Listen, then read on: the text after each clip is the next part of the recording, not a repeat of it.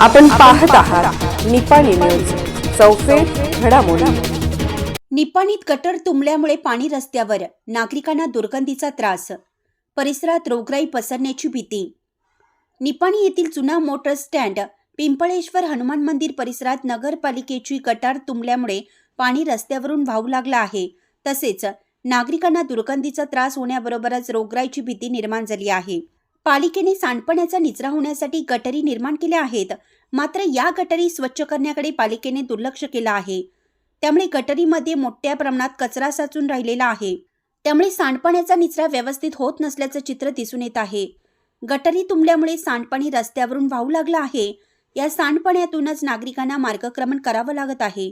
गटारीच्या पाण्याचा दुर्गंधीचा त्रास नागरिकांना सहन करावा लागत आहे। दुर्गंधी निर्माण होऊन रोगराई पसरण्याची भीती निर्माण झालेली आहे।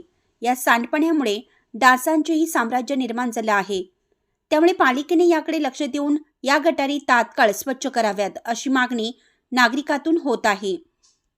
अशाच अपडेट्ससाठी निपाणी न्यूजला सबस्क्राईब करा आणि रहा अपडेट।